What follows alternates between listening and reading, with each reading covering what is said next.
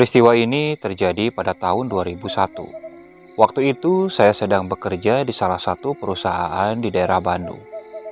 Kebetulan perusahaan di mana tempat saya bekerja ini rencananya akan membuka cabang baru di salah satu kota di daerah Jawa Timur. Nah, saya ini dipercaya atau ditunjuk untuk mengecek beberapa lokasi yang memang cocok untuk dijadikan kantor baru itu. Singkat cerita, setelah saya menyiapkan beberapa perlengkapan yang akan saya bawa, saya lalu berangkat menuju salah satu kota di daerah Jawa Timur itu menggunakan mobil pribadi saya. Saya berangkat sekitar pukul setengah 6 pagi dari kota Bandung. Kebetulan waktu itu jalanan cukup ramai, karena memang ketika saya berangkat itu bertepatan dengan weekend atau liburan anak sekolah. Singkat cerita, setelah saya menempuh perjalanan yang cukup panjang, akhirnya saya sampai di salah satu kota di daerah Jawa Timur itu. Kebetulan, ketika saya sampai di salah satu kota di Jawa Timur itu, kira-kira pukul setengah 7 atau sebelum Isya. Setelah sampai di salah satu kota di daerah Jawa Timur itu, saya lalu beristirahat di salah satu rumah makan. Ketika saya sudah istirahat, saya lalu menelpon salah seorang yang dipercaya menjadi petunjuk oleh perusahaan saya yang mengetahui beberapa lokasi yang akan dijadikan tempat bangunan baru itu. Saya mengabari bahwasanya saya sudah sampai di kota tersebut dan saya sedang berada di salah satu rumah makan. Saya mengabari kepada beliau, sebut saja namanya Pak Rudi. Setelah mendapatkan kabar dari saya, Pak Rudi lalu bilang dia akan langsung menemui saya di restoran tersebut. Singkat cerita, setelah pukul 7:15, Pak Rudi lalu datang di restoran di mana tempat saya menunggu beliau. Saya lalu berkenalan dan berbasa-basi, termasuk langsung mengobrol tentang perihal beberapa lokasi yang akan dijadikan kantor tersebut. Hingga tak terasa, waktu sudah menunjukkan pukul 9 malam. Saya berniat untuk mencari tempat penginapan dulu, karena memang tidak mungkin juga saya menginap di Pak Rudi, walaupun memang Pak Rudi sudah menawarkan untuk menginap saja di rumahnya. Tapi saya tidak enak, ditambah saya ingin tidur leluasa. Gak enak kalau misalnya menginap di rumah orang, apalagi orang yang baru kita kenal. Saya lalu meminta tolong ke Pak Rudi untuk mengantarkan saya mencari hotel yang cukup nyaman. Ditemani dengan Pak Rudi, saya lalu berkeliling di kota tersebut untuk mencari hotel. Namun, karena waktu itu bentrok dengan liburan anak sekolah, ternyata banyak hotel yang memang sudah terisi penuh. Bahkan, hampir 5 hotel yang kita datangi, semua kamar sudah terisi penuh. Kami bingung. Saya bertanya ke Pak Rudi apakah ada rekomendasi hotel lain. Dia coba mengingat-ingat. Ada Pak, tapi kondisinya agak ke pinggiran kota Pak. Ya sudah, gak apa-apa Pak Rudi. Yang penting saya dapat tempat buat istirahat. Padahal menginap saja di rumah saya Pak. Gak apa-apa, nanti aja, ucap saya ke Pak Rudi. Saya lalu melanjutkan mengendarai mobil saya. Setelah menempuh perjalanan sekitar hampir setengah jam dari pusat kota, kita sampai di salah satu hotel yang memang ditunjukkan oleh Pak Rudi tersebut. Setelah saya memarkirkan mobil dan berjalan ke lobi, saya menanyakan, apakah ada kamar kosong Pak di sini? Sebenarnya di sini udah penuh semua Pak, ucap resepsionis di hotel tersebut. Gimana Pak Rudi? Apa ada tempat yang lain nggak? Bingung Pak, kalau weekend kayak gini kebanyakan hotel pada penuh. Tak berapa lama, ada salah satu pegawai hotel yang perawakannya cukup tua. Bapak niatnya menginap berapa lama? Ya paling sekitar 2-3 hari Pak. Ya kalau memang ada mah nggak apa-apa 1 malam saja, biar nanti saya besok cari tempat lain aja. Sebetulnya ada salah satu kamar Pak yang kosong. Cuman kamar itu memang sudah lama nggak digunain Pak. Kondisinya seperti apa Pak? Apa masih layak untuk saya menginap di situ? Paling saya minta waktu sekitar 1 jam, lamanya 1,5 jam untuk membereskan kamar tersebut. Itu juga kalau Bapak mau. Ya udah deh Pak, tidak apa-apa. Saya nunggu di sini daripada saya harus keliling lagi. Belum tentu ada kamar yang kosong. Ucap saya ke si bapak tersebut.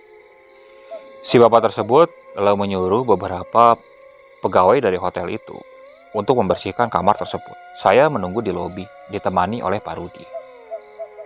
Pak, apa sebaiknya Bapak cari hotel yang lain saja?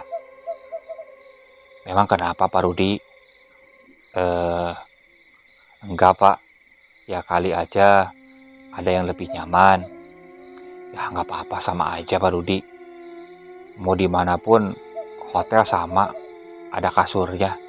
Saya yang penting ada kasurnya dan bisa tidur, gak harus neko-neko mewah atau kayak gimana, ucap saya ke Pak Rudi.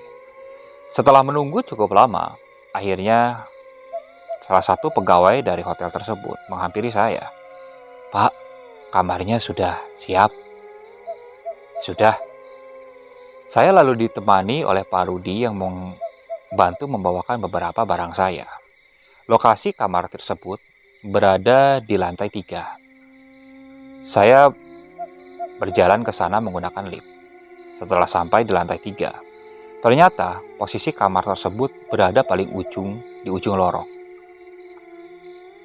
Di lorong tersebut ada sekitar 12 kamar, termasuk kamar yang akan saya tempati itu. Ternyata hotel ini cukup banyak juga kamarnya. Setelah masuk, saya lihat kondisi kamarnya seperti layaknya hotel biasa. Semuanya tampak bersih, bahkan nyaman. Namun kenapa kamar ini tidak digunakan? Pikirku waktu itu. Setelah membereskan barang saya, Pak Rudi lalu pamit akan pulang. Ya udah Pak Rudi, hati-hati. Ya Pak, nanti besok saya langsung nunggu di lokasi apa bagaimana Pak?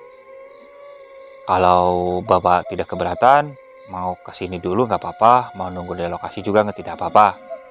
Gimana Pak Rudi aja enaknya? Ya sudah Pak, nanti besok saya nunggu di lokasi saja. Nanti kabar-kabari aja via telepon Pak. Ya. Pak Rudi lalu pamit meninggalkan saya di hotel tersebut. Setelah Pak Rudi berangkat, saya berniat untuk membersihkan diri dulu. Saya lalu masuk ke kamar mandi. Setelah selesai, saya langsung merebahkan diri di kasur. Terasa waktu itu badan saya cukup pada pegal-pegal, karena memang menempuh perjalanan yang cukup jauh juga. Hingga tak terasa, tak berapa lama, saya langsung memejamkan mata. Saat saya tertidur ini, sayup-sayup saya seperti mendengar ada alunan suara nyanyian yang dinyanyikan oleh perempuan yang biasa digunakan untuk menidurkan anak kecil. Ya, perempuan itu mengalunkan lagu Nina Bobo namun tanpa lirik, jadi hanya berdehel. Namun suaranya terdengar cukup menakutkan. Hingga Akhirnya aku coba membuka mata. Suaranya tampak nyaring. Paling cuman kamar sebelah kali, pikirku waktu itu. Saya lalu melanjutkan untuk tidur. Entah kenapa, setelah mendengar alunan nyanyian dari lagu tersebut, bulu kuduk saya seakan berdiri. Namun saya tidak terlalu menghiraukannya. Saya lanjut saja untuk tertidur. Hingga akhirnya saya bangun pagi hari. Setelah membersihkan diri, saya lalu bergegas untuk menemui Pak Rudi di lokasi yang akan dijadikan cabang baru tersebut. Saya lalu berangkat mengecek lokasi, di mana lokasi tersebut. Setelah mengecek lokasi yang pertama, kulihat memang ada beberapa kelebihan dan kekurangannya. Saya lalu mengajak Pak Rudi untuk mengecek lokasi yang kedua. Begitu seterusnya sampai di lokasi ketiga. Hingga akhirnya setelah mengecek semua lokasi, kira-kira pukul 5 sore, saya baru kembali ke hotel tersebut. Masih ditemani oleh Pak Rudi. Saya dan Pak Rudi lalu beristirahat, lalu memesan beberapa makanan di kafe di hotel tersebut. Gimana Pak? Ada yang cocok Pak lahannya? Sebenarnya dari ketiga tempat itu memang mempunyai nilai plus dan minusnya Pak Rudi. Tapi tetap keputusan tidak bisa saya ambil. Itu harus atasan saya yang menentukan. Saya hanya membuat laporan saja. Ini paling besok terakhir ada beberapa yang harus saya cek lagi. Yaudah, nanti besok saya temenin lagi Pak. Udah. Setelah itu kami hanya mengobrol tentang kehidupan masing-masing saja. Hingga akhirnya setengah 9 malam Pak Rudi pamit untuk pulang ke rumahnya. Saya juga lalu bergegas untuk kembali ke kamar saya. Saat saya keluar dari lift, kulihat beberapa pengunjung di lorong tersebut sudah mulai pergi meninggalkan hotel itu. Saya lalu kembali ke kamar saya. Setelah membersihkan diri, rencananya saya akan keluar dulu untuk membeli rokok karena kebetulan waktu itu rokok saya sudah habis. Saat saya hendak berjalan ke arah lift, tiba-tiba lift itu terbuka. Kulihat ada sesosok perempuan menggunakan daster putih, rambutnya panjang. Namun terlihat perempuan itu seperti sedang hamil. Namun saya tak melihat ada suaminya di mana. Perempuan itu tampak cantik. Ketika dia menatap saya, perempuan itu beberapa kali melemparkan senyum. Tampak manis dan cantik wajahnya. Setelah melihat sosok itu, saya lalu masuk ke dalam lift. Namun setelah saya turun ke lantai ke lobi, sampainya di lobi, saya lupa bahwa dompet saya tertinggal di kamar hotel. Otomatis, saya langsung kembali ke kamar hotel. Kulihat perempuan itu masih berdiri di salah satu kamar yang memang tidak jauh dari kamar saya. Tepatnya 2 kamar ke sebelah kiri di depan kamar saya. Saya lalu kembali ke kamar saya. Setelah saya keluar, perempuan itu masih saja berdiri. Kenapa, Mbak? Kuncinya tertinggal atau bagaimana? Ucap saya kepada perempuan tersebut. Tidak, Pak. Saya hanya lupa sesuatu. Oh, ya udah, mari, Mbak. Saya ke bawah dulu. Ucap saya kepada si perempuan tadi. Saya lalu turun ke bawah dan pergi meninggalkan hotel tersebut untuk mencari sebuah warung. Karena memang ada sebuah warung yang memang tidak jauh dari hotel tersebut. Jadi saya hanya berjalan kaki saja.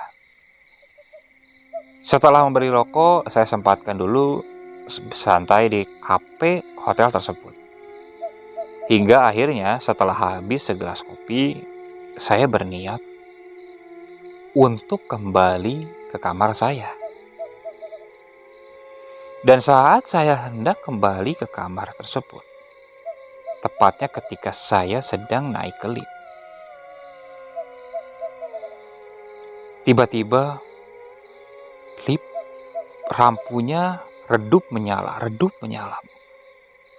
Loh, ini lift kenapa? Apa ada masalah? Ucapku waktu itu.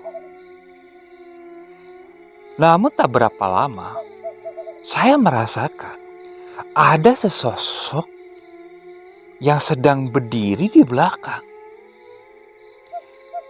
Ketika saya menoleh, alangkah terkejutnya dengan apa yang saya lihat. Sosok perempuan berdastar putih itu sudah berada di dalam lift. Padahal jelas-jelas ketika saya masuk, lift itu kosong.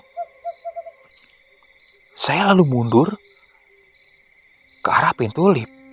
Mbak, kapan masuknya? Tadi kan bareng sama emasnya. Masa iya mbak? Perasaan tadi pas masuk saya sendiri. Tadi saya sudah di lift. Masnya saja yang tidak lihat saya. Oh, masa iya ya? Aku sempat garuk-garuk kepala mengingat ketika masuk lift. Tapi aku yakin ketika aku masuk ke lift tadi, perempuan itu memang tidak ada. Lift itu terus saja lampunya redup, terang. Loh, ini lift kayak gak jalan-jalan. Saya beberapa kali memukul-mukul tombol untuk lantai tersebut. Ini gak ada tombol daruratnya apa ya? Tidak ada, Pak. Sudah, nanti juga petugasnya datang. Memang sering seperti ini, Pak, lift di sini, ucap perempuan itu. Dan tak berapa lama, tiba-tiba lampu lift langsung mati total. Duh, wah, kok mati sih? Di situ saya mulai panik. Jangan-jangan liftnya rusak, tolong. Woi, tolong. Ucap saya langsung ngegedor-gedor pintu lift. Dan ketika dalam gelap itu, saya mencium ada aroma bau busuk yang cukup menyengat. Duh, ini bau apaan ya? Mbak? Mbak? Di mana, Mbak? Ucap saya mencari si Mbak tadi. Karena posisinya gelap, saya tidak bisa melihat apapun. Hanya tangan saya yang coba saya arahkan kepada sosok perempuan tadi. Ketika terasa mungkin tangannya saya pegang, saya merasa tangannya cukup dingin. Loh, Mbak, kok tangannya dingin, Mbak? Perempuan itu tidak berbicara. Mbak, di situ saya mulai merasakan perasaan yang cukup tidak enak. Saya mundur lalu beberapa langkah hingga menempel ke arah pintu lift. Dan tak berapa lama, si perempuan tadi mulai tertawa. Disitulah saya langsung kaget. Saya langsung gedor pintu lift. Tolong, tolong, tolong. Dan tak berapa lama, lampu kembali menyala. Dan saya tidak melihat perempuan itu ada di dalam lift. Saya melihat sekeliling, melihat ke atas. Saya coba cubit pipi saya. Takutnya saya cuma halusinasi atau mimpi. Namun memang terasa sakit. Tak berapa lama, pintu lift langsung terbuka. Saya langsung berlari sampai menengok ke kanan dan kiri. Saya langsung masuk ke dalam kamar. Di dalam kamar, saya masih berpikir dengan apa yang saya alami tadi. Duh, apa iya setan? Ih, dah, gak mau pusing. Rencananya, waktu itu saya langsung tertidur saja. Dengan ditutupi oleh selimut, saya mencoba untuk memejamkan mata. Hingga tak berapa lama, entah pukul berapa, waktu itu saya mendengar ada suara anak kecil yang menangis di dalam kamar. Tuh, hingga suaranya tersebut membangunkanku. Tuh, aku lalu membuka mata dan keluar dari selimut. Suara anak kecil itu tampak jelas. Karena memang kamar aku gelapkan. Aku tidak melihat. Apa mungkin di kamar sebelah? Tapi kok suaranya kayak di sini? Karena penasaran, aku coba nyalakan lampu kamar. Tak ada apa-apa. Suara sosok anak kecil tersebut ikut hilang juga. Saya lalu mematikan kembali lampu dan berencana untuk tidur. Tak berapa lama, suara dari anak kecil tersebut kembali terdengar. Kini terdengar sangat dekat. Bahkan seakan suara anak kecil itu berada di dekat dengan ranjang saya. Di situ saya mulai merasakan perasaan yang tidak enak. Rasa takut sudah mulai menyelimuti diri saya. Dan tak berapa lama, ada suara alunan nyanyian Nina Bobo yang cukup nyaring terdengar. Suaranya hampir seperti suara yang saya dengar ketika kemarin malam. Suara itu cukup jelas. Namun terdengar cukup menakutkan. Saya belum berani keluar dari selimut. Saya coba saja bersembunyi dari balik selimut sambil membaca beberapa doa yang memang saya bisa. Dan tak berapa lama, saya merasakan ada sesuatu yang menetes dari atas. Dan tepatnya itu mengenai selimut yang berada tepat di muka saya. Dan itu terasa. Awalnya aku pikir mungkin ada hewan atau apa yang netes. Namun ketika terasa jelas, tetesan itu seperti air. Tanpa sadar, saya langsung membuka selimut dan melihat ke arah atas. Namun alangkah terkejutnya yang kulihat, bagaimana tidak, dari langit kamar-kamar hotel, tepatnya di atas ranjang saya. Kulihat dalam remang-remang atau gelapnya kamar, dengan jelas ada sesosok wanita berbaju putih yang sedang tergelantung tepat seperti sedang menggantung dirinya di langit-langit kamar. Dengan cepat saya langsung meloncat dari ranjang dan menyalakan lampu. Namun alangkah terkejutnya ketika saya menyalakan lampu itu. Bagaimana tidak, saya lihat dengan jelas. Sosok perempuan itu adalah sosok perempuan yang kulihat di dalam lift dan berjalan di lorong kamar. Perempuan itu seperti menggantung dari langit-langit. Matanya menatap ke arah saya dan lidahnya sambil menjulur. Dan yang lebih parahnya, dari kakinya terlihat ada darah yang menetes keluar. Dari situ saya sempat terpaku menatap sosok itu beberapa saat.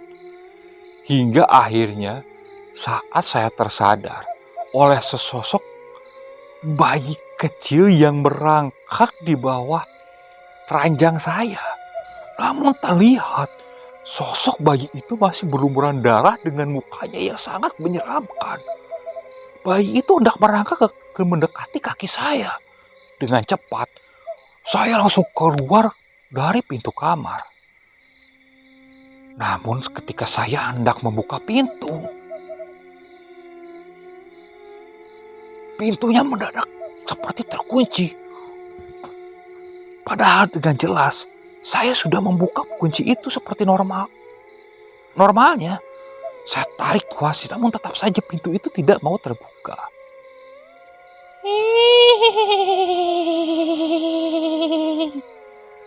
Sosok itu mulai tertawa. Kulihat ke belakang. Sosok itu mulai turun dan menggendong bayi yang ada di lantai. Dia terus menyeringai ke arah saya. Dengan tatapannya yang kini terasa sangat menyeramkan. Saya langsung menggedor-gedor pintu kamar hotel itu. Tolong! Tolong! Tolong! Ucap saya dari dalam kamar hotel. Namun ternyata sia-sia saja. Suara saya seakan tidak didengar oleh siapapun. Namun saya terus saja berusaha. Berharap ada pengunjung yang di kamar hotel di sebelah atau di depan kamar saya bisa mendengar teriakan saya. Sosok perempuan itu lalu mendekat ke arah saya. Saya lalu memejamkan mata karena saking ketakutannya melihat sosok tersebut. Astagfirullah, ampun. Tak berapa lama, pintu kamar hotel seperti didobrak dari luar. Saya langsung kaget dan kulihat ternyata itu adalah si bapak pegawai hotel yang menawarkan kamar kosong tersebut. Kenapa, Pak? Ucap si bapak tersebut. Dan ketika ia melihat ke arah dekat ranjang, si bapak itu melihat sosok perempuan yang menyeramkan itu. Tak berapa lama, si bapak itu lalu berkomat kamit, entah apa yang dibacakannya. Lalu dia menyiramkan air yang dibawanya sambil terus berkomat kamit kepada sosok tersebut. Dan tak berapa lama, sosok tersebut lalu menghilang. Pak, tidak apa-apa, Pak. Aduh. Bentar, Pak. Saya hanya merasakan seluruh tubuh saya terasa lemas. Sudah, Pak.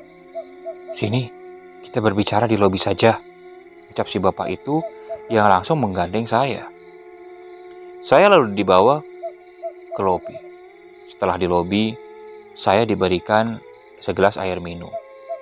Setelah meminum air tersebut, terasa perasaan saya sudah cukup tenang. Pak, saya mohon maaf. Semuanya mungkin salah saya karena menawarkan kamar tersebut buat Bapak. Ucap si bapak itu yang langsung membuka obrolan. Memang kenapa sih, Pak, kamar itu, Pak? Iya, perempuan tadi adalah sosok hantu yang memang menunggu kamar tersebut. Kami sudah beberapa kali memanggil orang pintar untuk mengusir sosok tersebut. Namun tetap saja, sosok itu tidak mau pergi. Terus tadi Bapak kan bisa ngusir perempuan tadi. Saya hanya bisa menyingkirkan sebentar. Namun tak berapa lama pasti sosok itu datang kembali. Duh, terus malam ini saya gimana, Pak? Ucap saya kepada si bapak tersebut. Ya, saya menyarankan Bapak mending di lobi saja dulu. Mohon maaf sekali, Pak, atas ketidaknyamanannya ini. Ya, memang kamar tersebut sudah sekitar 1,5 tahun kami tutup, Pak. Namun karena kemarin saya melihat Bapak seperti cukup lelah, saya tawarkan. Ya saya pikir juga sosok itu kalau gak bakal nongol lagi, Pak. Aduh. Memang gimana sih Pak awal mulanya? Ya dulu Pak, dulu pernah ada pengunjung di sini yang bunuh diri Pak. Dia menggantung di kamar hotel tersebut. Dan setelah itu, kamar itu jadi angker Pak.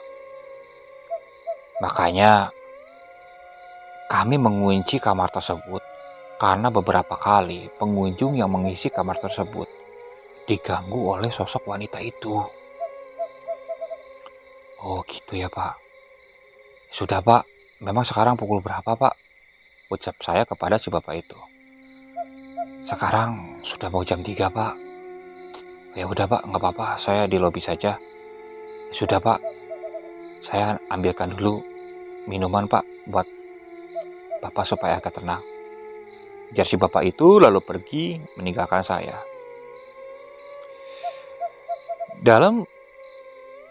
Sambil saya menunggu si bapak, saya memejamkan mata sambil coba mengingat-ingat kejadian yang tadi. Aduh, cukup seram juga. Namun tak berapa lama, saya mulai mendengar kembali nyanyian Nina Bobo yang mengalun cukup pelan, namun terdengar cukup mengerikan. Saya langsung membuka mata melihat sekeliling. Kudengar alunan suara itu seperti berada di atas. Namun, saya tidak tahu apa mungkin di kamar di lantai saya. Tapi suaranya kok nyampe ke bawah. Karena merasa takut, saya lalu keluar saja dari lobi, berharap mencari orang buat menemani saya. Kulihat kebetulan, security hotel tersebut sedang berada di luar pos sambil ngopi. Saya lalu menghampiri security itu aja, karena saya khawatir kalau saya menunggu sendirian di lobi, bisa-bisa sosok itu muncul lagi dan menakut-nakuti saya. Setelah beberapa lama, akhirnya si bapak yang mau mengambilkan minuman itu akhirnya datang. Namun ketika dia tidak melihat saya ada di lobi, dia coba melihat saya di luar. Dan ternyata saya sedang duduk di pos satpam. Dia lalu menghampiri saya. Loh Pak, kok di luar? Gak di dalam saja? Enggak Pak, di sini saja. Tidak apa-apa Pak, di lobi saja. Saya temenin sekarang Pak, gak usah takut. Ya udah Pak, saya lalu kembali ke lobi hotel. Kebetulan di lobi itu ada beberapa tempat duduk berupa sofa yang bisa digunakan oleh saya untuk tiduran. Setelah menghabiskan minuman yang diambil oleh si bapak tersebut, tanpa sadar, saya tertidur sambil duduk di sofa tersebut. Hingga akhirnya, saya bangun ketika pagi, tepat pukul 6. Setelah pagi itu, saya berniat ingin langsung meninggalkan hotel tersebut. Saya lalu menelepon Pak Rudi. Saya menceritakan kejadian yang saya alami di hotel tersebut. Tak berapa lama, Pak Rudi lalu datang. Setelah Pak Rudi datang, saya lalu ditemani Pak Rudi membereskan barang-barang saya yang ada di kamar tersebut. Dengan bergegas, saya lalu meninggalkan kamar itu.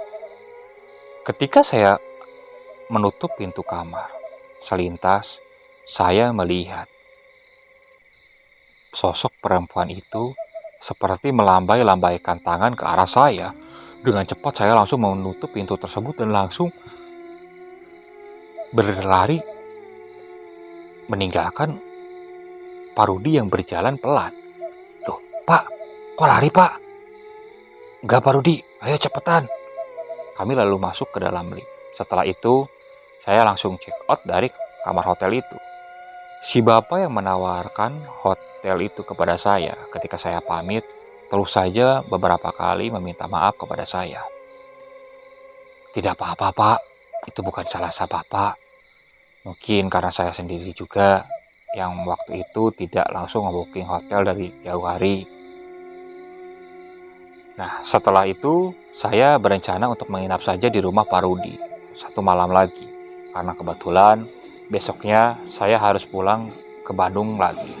Oke, sekian untuk cerita kali ini. Saya mohon maaf apabila masih banyak kekurangan dalam pembawaan ceritanya.